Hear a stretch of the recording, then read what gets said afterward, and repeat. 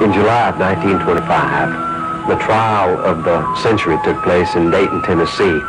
For the first time in educational history in this land, the concept of a creator was totally challenged. This was the great turning point. Up till 1925, all of your science classes taught creation. Today, all that you have taught in the science classroom is evolutionism. John Scopes, a schoolteacher, was found guilty of violating Tennessee law, which prohibited the teaching of human evolution. Less than 10 years later, by 1933, the Humanist Manifesto was signed by a small but powerful group of people presenting themselves as a non-profit religion. Their religion was humanism, and it swept through the educational system through the zealous pursuits of John Dewey, a socialist and first president of the American Humanist Association. Today, public schools are the seminaries for Dewey's religion of humanism, and its doctrine of evolution dominates the educational system. Now, today we do have religion being taught in our public schools. The fundamental tenet of humanism, for instance, as listed right in the Humanist Manifesto, tenet number 1, religious humanists regard the universe as self-existing, it was not created. Tenet number 2, man is the product of a long natural process, that is evolution. A very few people originally got control of our education system in this land. One of the things that was imperative for them to push through their programs was evolutionism. Most people do not believe that evolution happened.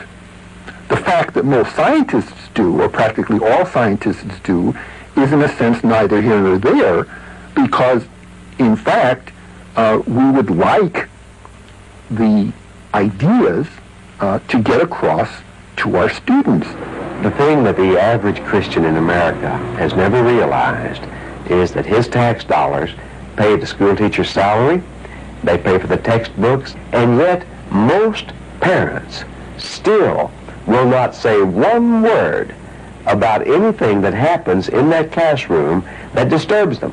For parents to allow a godless indoctrination in evolutionism is just unthinkable.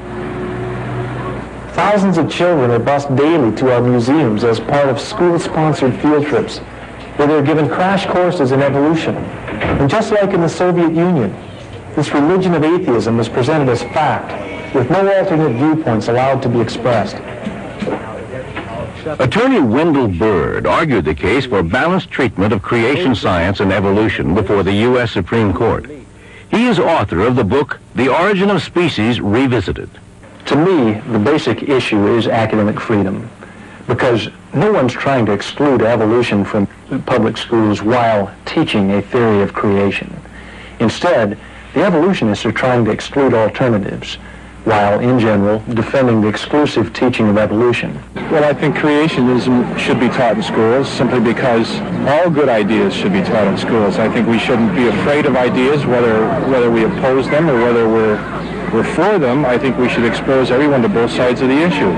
86% of the American public believes that the theory of evolution ought to be taught along with the scientific theory of creation, according to an AP NBC News nationwide poll. I think creation should be taught in schools because it's a part of what we are in. I think it should be taught with an open mind as with nations. Lawyers nationwide, more than one, agree that it is constitutional to teach the theory of creation along with the theory of evolution.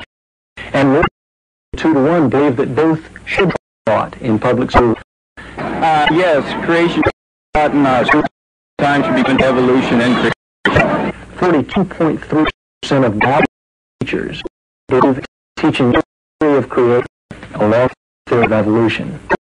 The same is according to the American School Board Journal. Contrary to all smoke, the great majority of the American public is that it is unfair to teach the theory of evolution.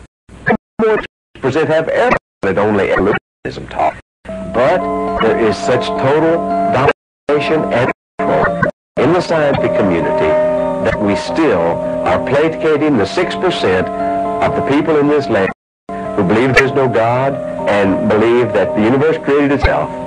Well, since there's no one answer and you can't prove the past yet, then both ideas should be taught. The only fair approach is to let the children all of the scientific information and make up their own minds.